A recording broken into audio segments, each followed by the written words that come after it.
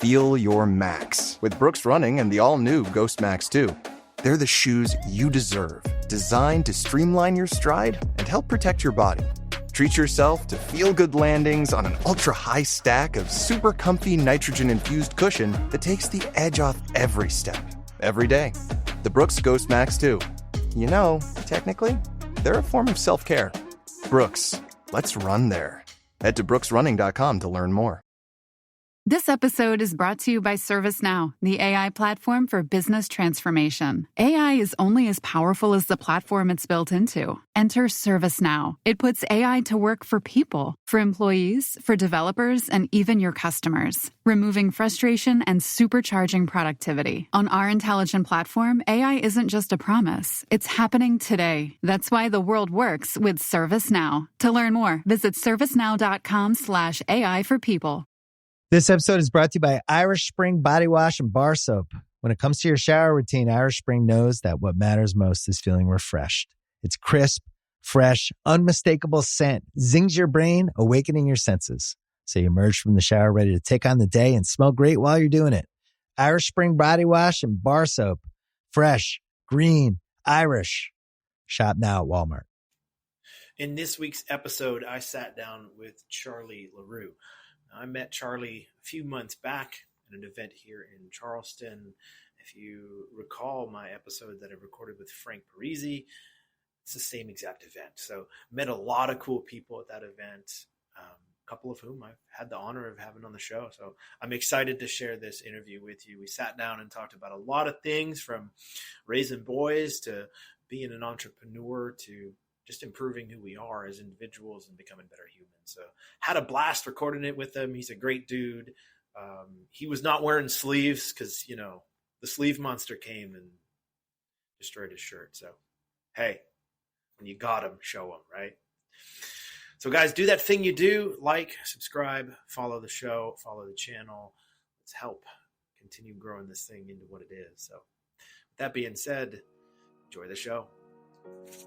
My name is Andrew Stephen Rose. Welcome to the show. For years, I've been known as the gym guy. This show isn't about the gym. Some of it might be, but most of it, it's about business. It's about health. It's about your life, your relationships, and optimizing all of it to be the best you can be. Let's start with this. I've spent a little bit of time with you, so I kind of get the gist about you, right? Yep. But for people who have never met, like, give me your elevator pitch. Who are you? What the hell do you do? And what are you here for? Well, my name is Charles LaRue. I am a general contractor, real estate developer by trade. That's the number one business I've had since I left the firehouse. I was a career fireman. I did about 8 years for the federal government as a fireman. And I left there and I built my general contracting and real estate development company, basically from doing handyman stuff all the way up until new construction and large real estate development. So that is a baby of mine. That's Charron that you see right here. That's a baby that I've grown and scaled along the years. You know, have systems, people, processes, things like that. And throughout the years, I've got myself involved in some other companies. As you all know, we get that shiny object syndrome. We chase it a little bit. Yeah. I'm currently in the space of deleting some of those things, but I've been involved in sneaker business, been involved in some transactional lending, and recently, over the last year and a half, we actually started a blue-collar consulting company where we're helping blue-collar business owners scale and ultimately exit their business. So we're focused on 4 main pillars: health, mindset, wealth, and time freedom. And we're working with guys like you and I, blue-collar people who are just looking to get outside of their brains and become the best version of themselves and be surrounded by like-minded individuals. Blue collars, no sleeves. No sleeves. Whenever I talk about white collar, I'm like, I don't really know how I go there. I don't know how that's going to work. You just do your thing. No, that's really what it is, man, is, over the journey of being an entrepreneur, like, you kind of get that imposter syndrome where you either feel like you got to be someone else or you're starting to do these other things. So I went from, the normal blue jean, cowboy pant, wearing to, I need to wear suits and polos and nice things, to where now I'm just like, you know what? I'm unapologetically me again. I'm just me. Here it is. If you like it, you like it. If you don't, you don't. That's why I'm wearing all black. Exactly. But it's hard, right? Like, you want to get into different levels or get around different people, so you feel like maybe you need to look like them, smell like them, talk like them, whatever it is, but you realize that's not the case at all. It's actually the opposite. You just got to be you. That's really like, the number one, the cornerstone of whether it's coaching, whether it's, a podcast. It's like authenticity to me that's more valuable than just about anything.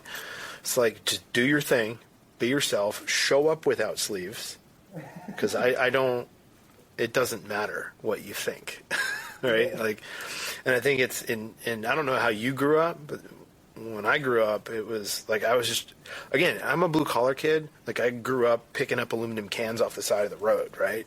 Like, I went to school. My parents worked really hard, put me through great school, but I was going to school with like doctors and lawyers' kids.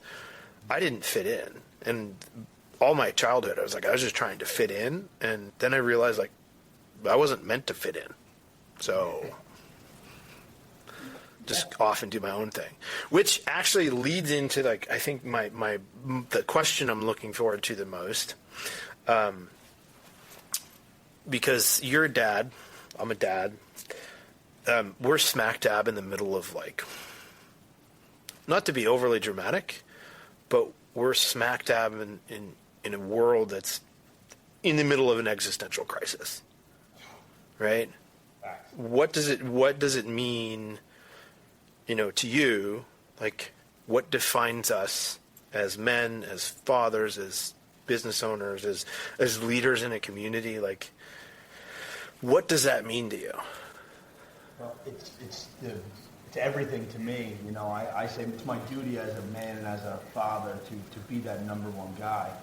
And a lot of people have asked that legacy question, like, what is legacy to them?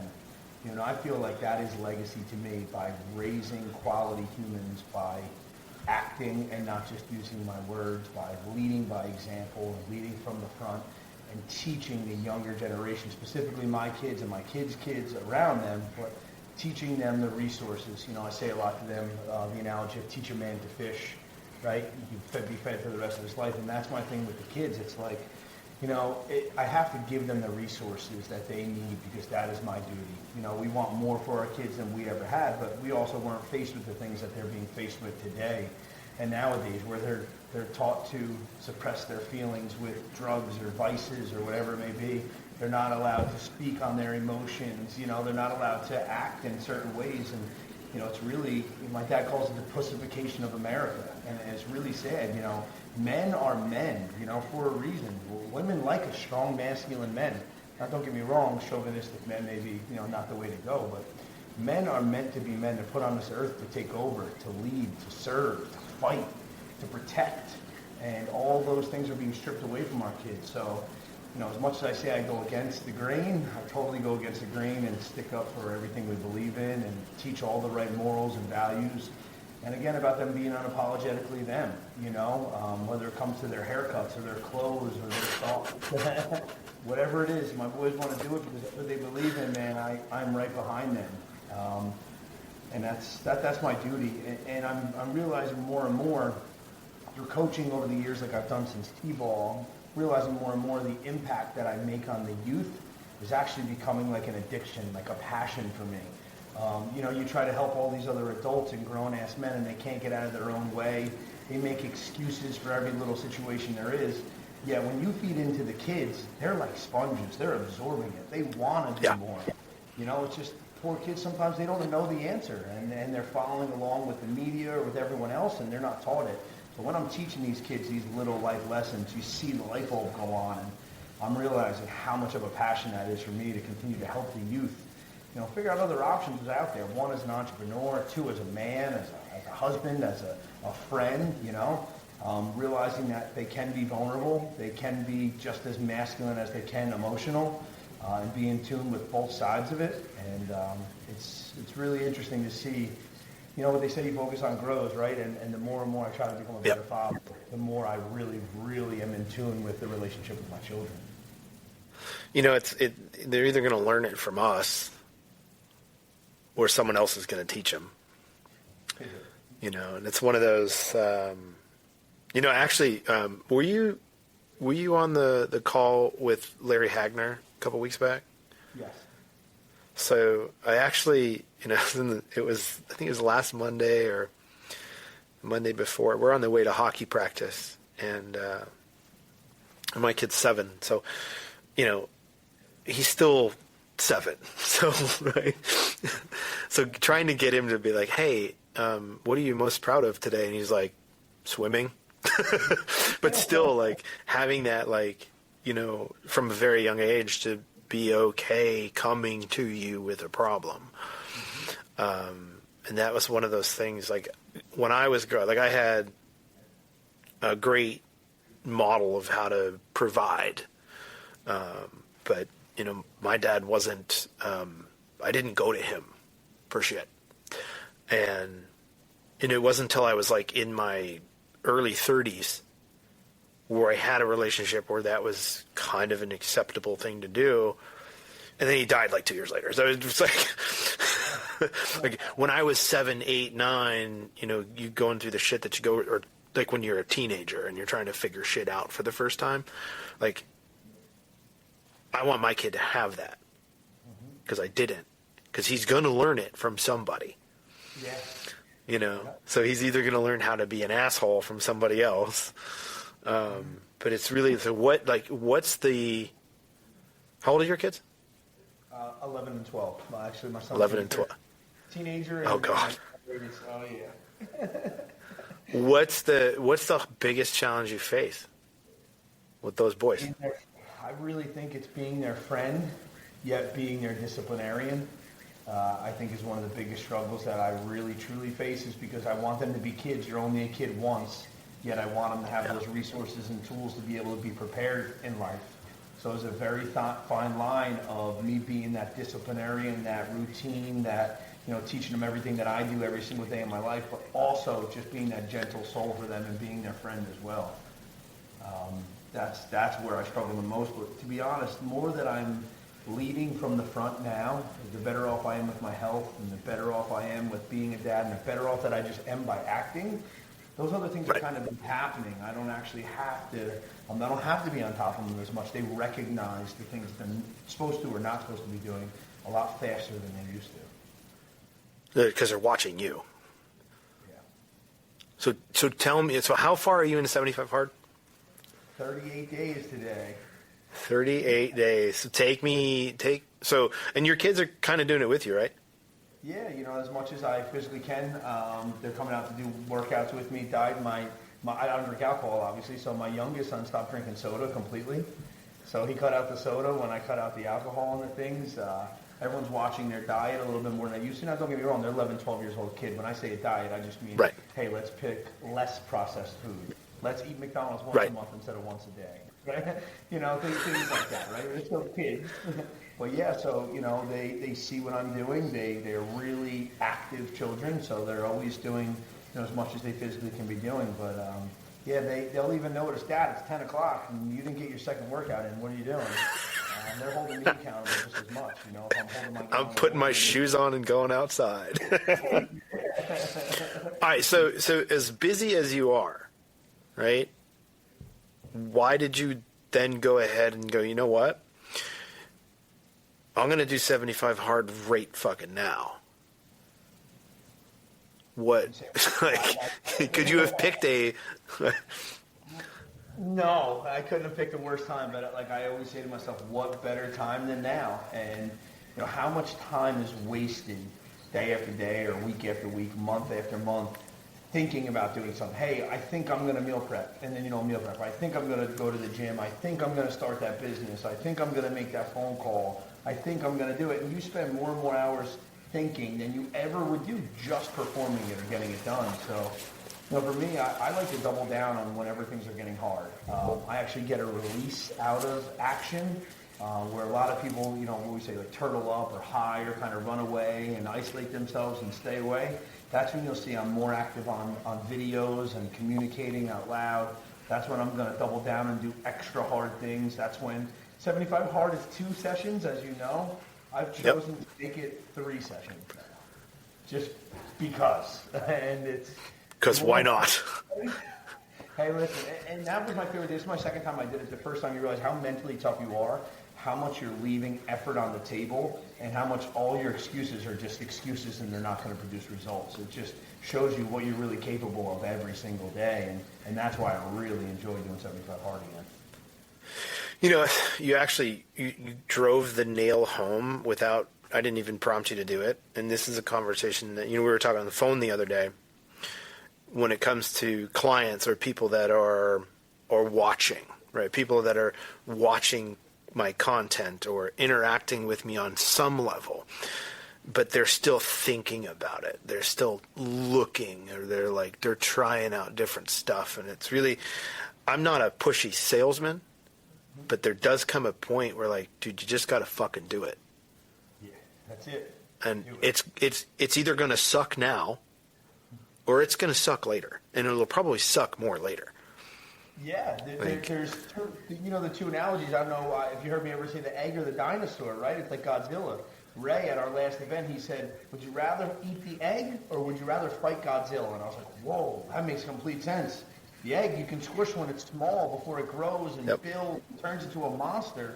Or do you want to just let it grow and keep turning your back on it, and then you have Godzilla on your hands? Me, I'm going to step on the egg. And, just like the bison, we're the only animals that run towards the storm, and then they live in the suck for the least amount of time, You remember your grandparent ripping your Band-Aid off. Don't be a little baby, rip it off. It hurts less. It's faster, All these little things that we ignored, like they seemed like just stupid words, but it's the truth. It really, really is, Embrace the suck is one of my favorite quotes, and I really mean that. When stuff gets really hard for me, I love to double down and make it suck. As much as physically possible, and just get it over with. So, brings up a question comes to mind is, when you look at your, let's say, not even, how many, you said 38 days in, so we'll take it from that period of time, just 38 days. What have you failed at the most in the last month and a few days? It's really funny because, this opens your eyes to what you failed. I always drank a gallon of water. Every day of my life, 1 gallon, 2 gallons, it's never an option. I love water. I'll drink it out of the big thing, right?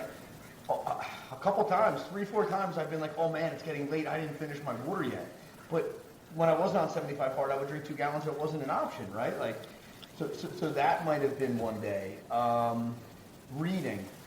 Reading was one of my hardest struggles. I fall asleep very easily.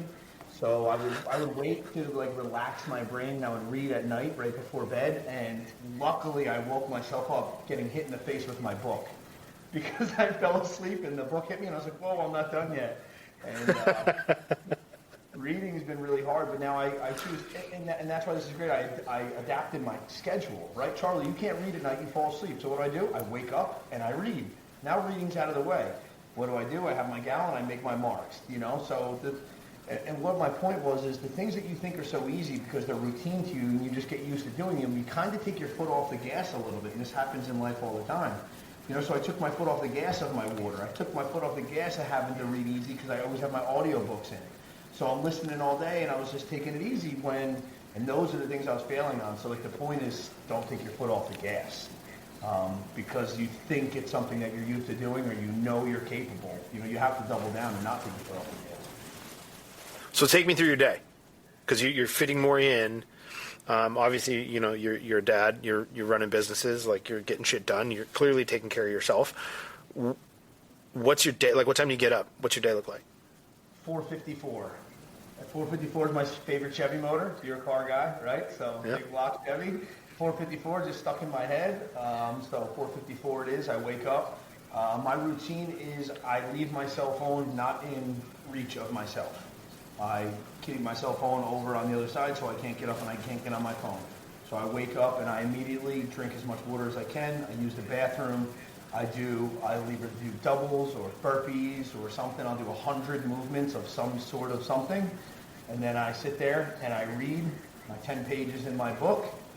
And then I get out and I go and I do my morning exercise. So 45 minutes, no matter what, rain, sleet, snow, doesn't matter, 45 minutes outside. I come back home, immediately into the cold shower. I was cold showered. I love it. It became an addiction of mine before the whole cold bath, ice plunge thing. It's just something I really enjoy. It's where the demons come out of me.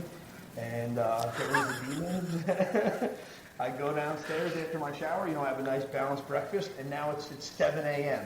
And I have my reading done, I have my water in, I have my supplements in, I have my morning workout done, and then I start my day. And the days where I have my boys, I'll either wait for them to do their thing, or my schedule is extremely time blocked. So I will have my general contracting company where I have some meetings at. I have other meetings that I have to do for the other businesses or clients and things like that throughout my day. But I always fit the gym in. Either the gym is around my 1 o'clock, 2 o'clock hour, because I like to fit the gym in the middle of the day, or I fit it in right after dinner time. So my day starts routine, and then based on whether it's a Monday, Wednesday, or Friday is my time block specific schedule. And I go throughout my time blocks every day. I have all my calendars color-coded. So I like to do brown time, which is bad, and I don't want it on there, so I delete as much as I can. I have blue and green, and then ultimately gold time is time with your family, time at the gym with your kids, doing other things. So I try to color code as much as I physically can and get as much gold time in my calendar. I dig it. I actually saw a video of the gym you train at today. Very cool. Well, I needed to see the equipment so I could making sure that we're putting the right stuff in there. But, remind me again how old you are? 38. 38. So, what brought you here? Like, have you always been an entrepreneur? Have you always been a contractor? Like, you were a firefighter for how long? About 8 years I did. About 8 years. Was that what you wanted to do? You're like, I want to be a firefighter? So my stepfather, I was really blessed. My dad stayed in my life my whole life, and my stepfather was in my life. So my dad was blue collar, worked in the trades, and my stepfather was in the fire department. So I got involved in the fire department at a really young age, and that was my hero job, my dream job. My life was set. 21 years old, $100,000 a year, no worries in the world, and wasn't for me. My wife, we had a baby, and I realized I wasn't home as much as I wanted to be, and that's when I took the jump. That's when I leaped and went and took the full-blown route of being an entrepreneur with a general contractor. So you just jumped without a parachute? Oh, with no parachute. That was it. I'm out of here. Everyone told me I was crazy, but, you only have 15 years left. 15 years and you retire. And I said, 15 years or I die. Or 15 years is a long time. A long time. My son's still not even 15 yet, right? I would still be right there doing it. So definitely no regrets. School really wasn't for me. If it were classes I liked being in, vocational school or things that I had an interest in, I was the best in the class. If it was something that didn't spark my interest, you did not want me to miss that. I realized that at a young age, and I've always been an entrepreneur. I always worked really hard. I had 4 sisters and a brother, so I always wanted, I'm the oldest, so I always kind of had some stuff, had to keep it moving. And I realized I always want more out of life. No matter what I do, I still want more, and I think I would never be satisfied working for someone else. That's a big part, working for somebody else. So, business-wise, after, leaving being a firefighter, starting a general contracting company, if you've failed, how many times have you failed, and what did that do? I fail every day. I fail every day, and I mean that. What it do? I mean, throughout the years, we've had superstorms come here and take over our entire town, right? Flood us out, right. Take every single one of our belongings away, what money we didn't save, what things we didn't do. We've had clients not pay us, We've had so many different things that have been ultimate failures, I would say, that led to successes on how to protect yourself.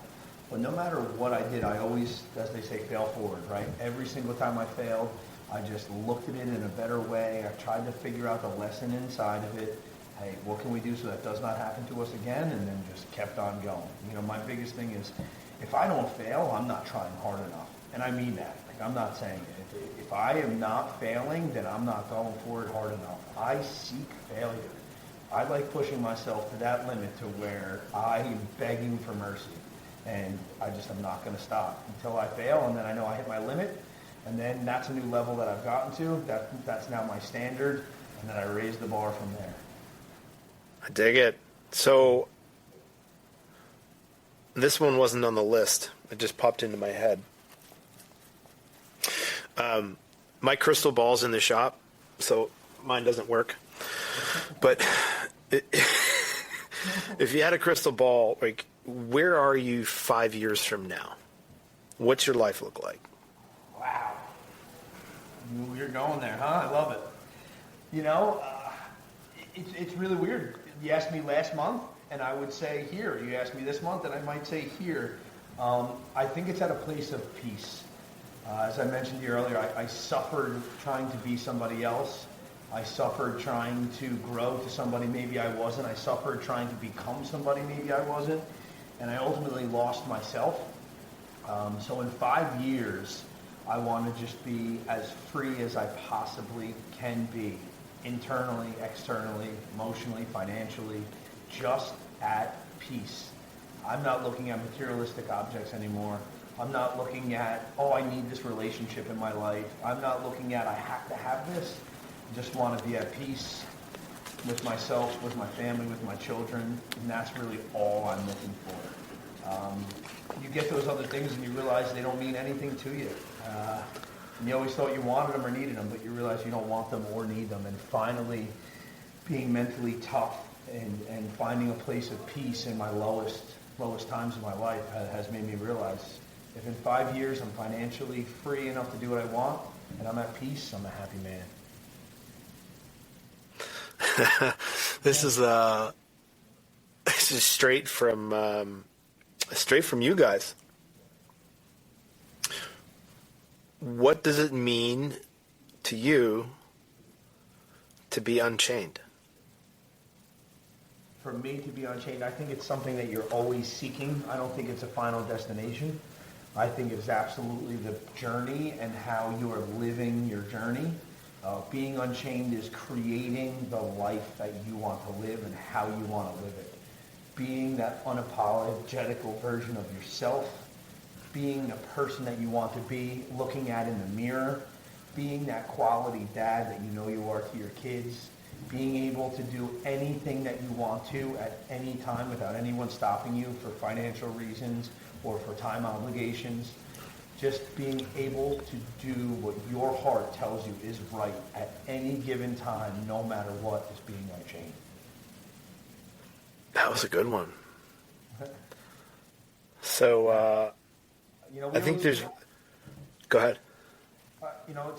It's sad, everyone says, but we always chase the destination, right? And everyone is so true. If you failed, as you just mentioned, along the journey to the destination, you realize the pleasure is in the journey, man. You know, it's those little people that pick you up along the way when you're hurting. It's those little things that you make impact on for others when you know that they're hurting and you're helping people. You know, it totally is the no autopilot version of being present every single day. That's how I got, it's how I got linked up with you, met Silvio. Like, it was just a matter of, hey, I knew nothing about you guys at all. And it was, hey, there's this group of dudes coming to Charleston. Would you be cool if they trained at your gym? And I didn't even ask. I was like, sure, absolutely. But I didn't know what I was getting myself into. And it really, I almost didn't go that day. I had more important things to do, which I really didn't. But it's one of those, and I've said this time and time again, I don't think that things happen by accident or people come into our circle by accident. And it's really, having met you and, the other guys at the time that I did, the timing was absolutely flawless. And I was in the middle of my own world of like, what do I want to do? There's something more that I need to be doing. I'm not fulfilled, right? Maybe like how you felt at the firehouse. Like there's something more. This can't be it. But you go through that idea of the life that you want to live and the lessons you want to teach, or what you want to give an example to your kids. So in that vein, what is written on your mirror right now? Oh, my feelings don't give a fuck about my excuses is the number one that's on there. And the number two is who's missing out because I'm not showing up. Those are the two quotes on there. Go deeper on that one. Who's missing out on who's missing out because I'm not showing up? And that seems like a very surface level question. Like, oh, if I don't do this, then we can't pay the bills and you can't eat. But it is so much more compounding than that is. There's so many people in my life that if I don't show up at the best version of myself, people are missing out, truly. And that could be spiritually, financially, in any way, shape, or form. So for me, you can always make an excuse to yourself. Oh, that cheeseburger, I'll just run that off later. It's fine. But if you're worried about health of your parents or something, right, you're not going to let them eat it. And no matter what it is. So I feel as if I'm not showing up, what other people are not going to show up in the gym, you know? And it's not just me not going to work, like I said, financially. If I don't show up in every single way as a positive mentor, as a leader, as a father, as a coach, as a confidant, as a husband, as a relationship, you know, no one is going to reap the benefits of those things at all. And it just goes down the line and down the line. And my why has always been my number one, right? Our why. What is our why? And it being my kids. And if I don't show up, they don't have anything, right? There is no fallback plan because I am an entrepreneur, you know? So if I don't show up, a lot of people are missing out. And that one really resonated with me when Sebastian said that. That was a big one. I wrote that one down too. It's not written on my mirror though. Maybe I should. It was an excuse to take a picture of my abs, dude. That's all it was. Just kidding. No, you're not. I was like, this is nice. All right, so, you know, we spoke on the phone the other day, and we're talking about someone who, you know, maybe there's someone like, maybe there's a guy that just kind of came into my wheelhouse that's, you know, mid-30s, late 30s, and, you know, he's got a business, he's got a family, and he hasn't made himself a priority in terms of his own health or his mental health, or his time. And if there was a piece of advice you could give them on where to start or how to start, what would you say? I think the number one thing is the story you're telling yourself. We all tell ourselves whatever story that we want to hear at that current moment, and I think that sets us up for success or sets us up for failure. I think it all starts with what you're inputting is what you get out. So it starts with the stories you're telling yourself. It starts with every emotion that you're allowing into your body. It allows every single thing that you're taking in. It's all you're going to get out of it. So I think telling yourself a different story is where it all starts. If you're trying to go to the gym and you're still in a bad mood, you know, you're not going to get there. No matter what, if you're not changing your story, you're never going to change. So change your story. Change your story. If you change your story, you change your state. If you change your state, you change your standard. Oh, that was a gem. Story, state, standard. I always say, and listen, story could just be like, hey, I don't deserve this. I'm going to do better. I can go out and I can do something. And if the story doesn't work immediately in your head and you're still so stuck, I say just change your state. Go and walk. Do a push-up. Take your shirt off. Splash cold water on your face. I don't care what you have to do. Just change your state immediately. You change your state and you start talking to yourself a little bit different, it changes right away. No matter how bad life is, it changes right away. That's a good piece of advice. All right, what'd you train today? What did I train today? I did. Did you train already? Yeah, I trained one. I already did once today. I still got to get my second in. Of course. That's exactly why you don't have a shirt on. See? I did not train today. That's why I'm wearing sleeves. See, there you go. All right. So, how can, if people are, want to connect with you, if people want to check out what you're doing, talk to you, what do they got to do?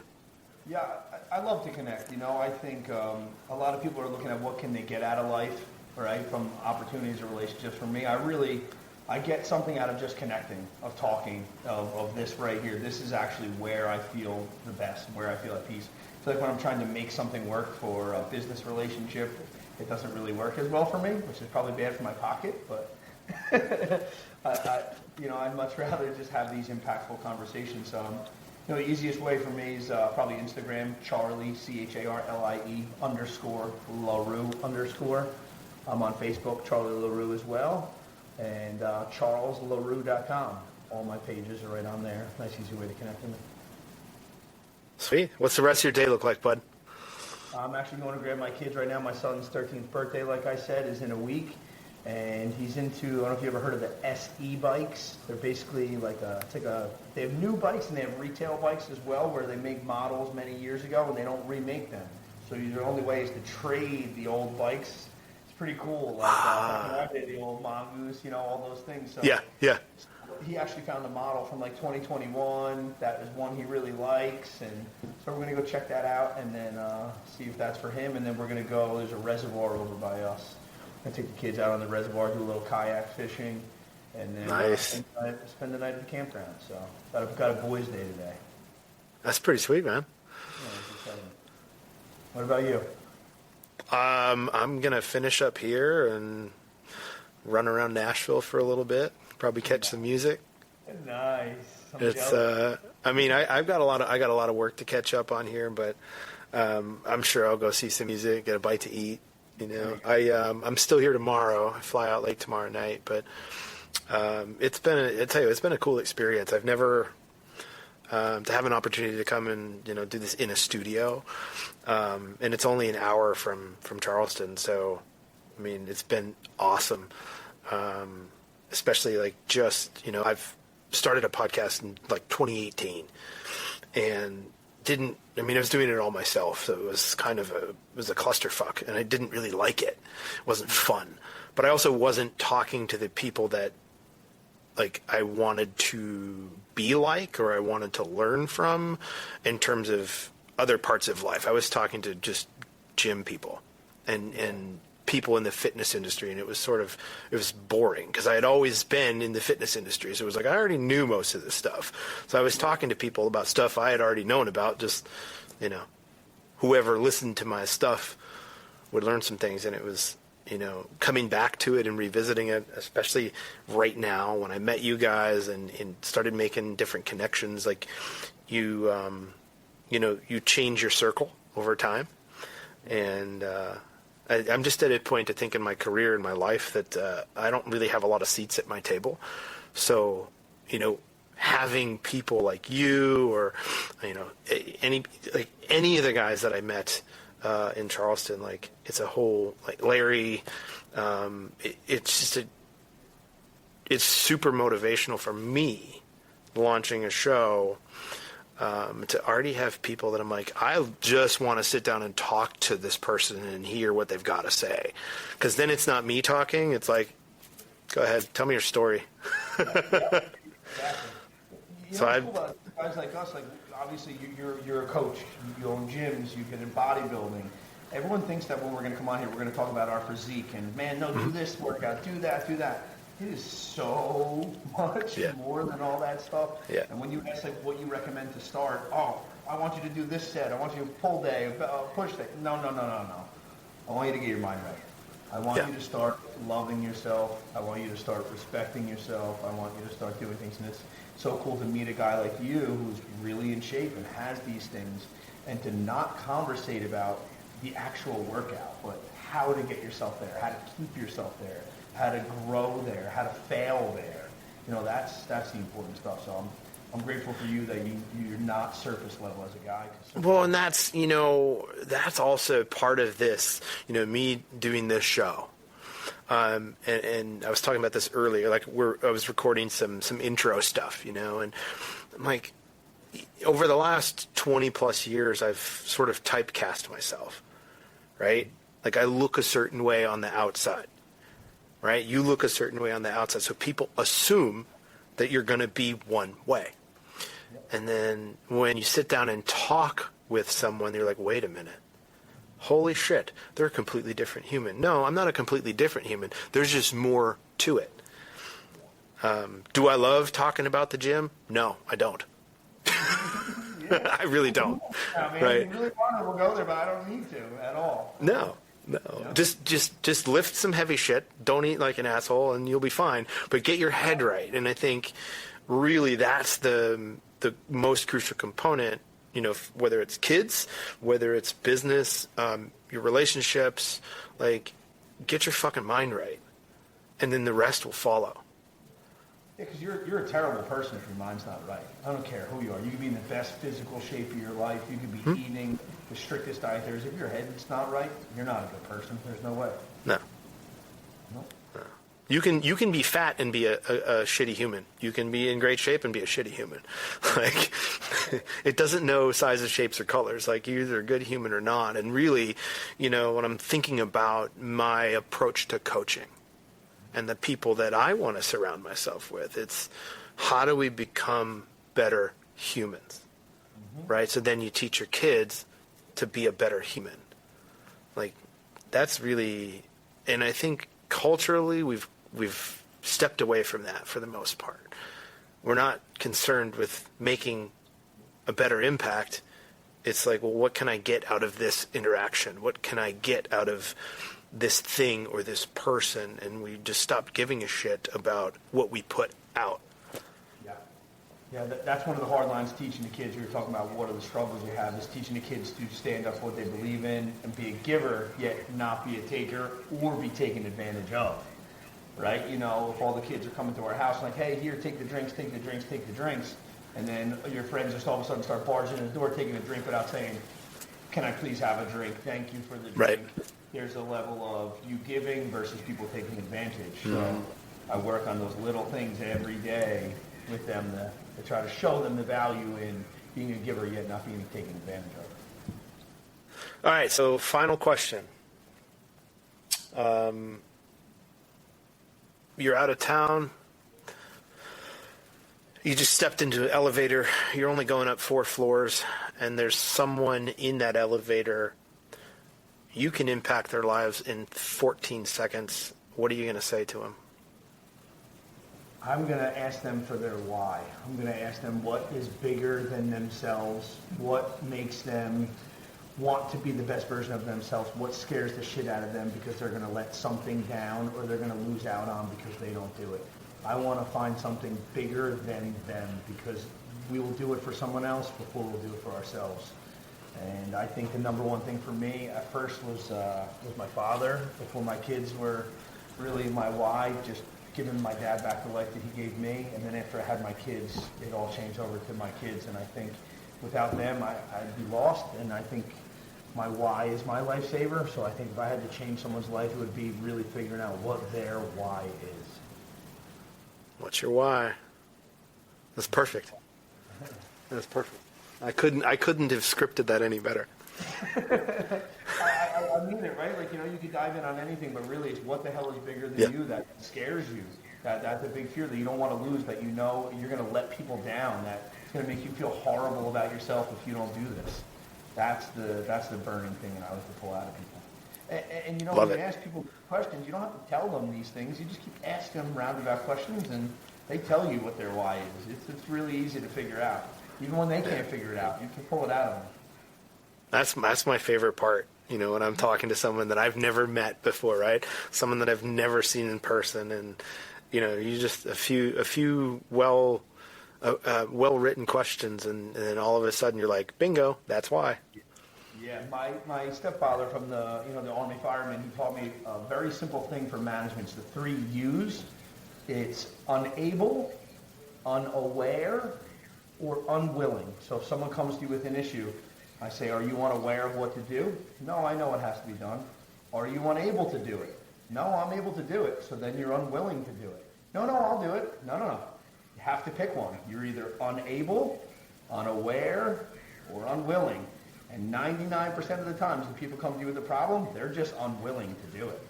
And once you say, hey, you know what to do, you have the resources to do it, you just have to do it. People dive deep inside themselves and just start doing it. It's one of my favorites. I'm definitely going to steal that.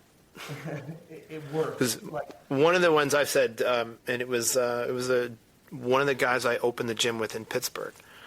He used to say it all the time. He'd say it's can't or it's won't. One of them is closer to the truth. Yeah. But, I mean, to expand upon it, I like that. Like, you're unaware of the problem. It's not necessarily unwilling to do it or unable. You might not know what to do.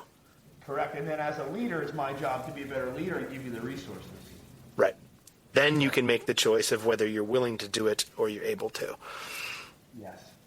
That's brilliant. I'm totally going to... Did you trademark that, or...? I like that one. I stole it already, so you wouldn't be stealing it from me. All right, well, I mean, it'll eventually get back to its rightful owner. Sweet, brother. I give my dad credit for that. That's a well, tell your dad I said thank you. I will. Awesome, brother. I appreciate your time, man. Well, man, I appreciate you having me on here. I appreciate your time as always. Congratulations on the studio. Been a blast. Appreciate it. Have a good rest of the day. Enjoy the boys, and have fun camping and kayaking, man. I will. I'll talk to you later on. All right. Thanks, brother. Ciao. I just wanted to take a minute to thank you for listening to the show. Whether you watched it on YouTube, whether you streamed it on whatever podcast streaming service you choose, thank you from the bottom of my heart. I appreciate it. This show has been a blast to bring back. I'm enjoying everybody that I'm speaking with, and I'm having a blast making the content that I'm making for you guys. But I wanted to talk a little bit about why I'm here. As you may already know, I'm a coach. I've been a coach for over 20 years, and I've recently changed a lot of how I approach my coaching and the coaching program that I offer. So if that's something you want to know a little bit more about, click on the link in the bio. Check out what I'm about. And once I've gained your trust, let's talk about working together. Thanks again.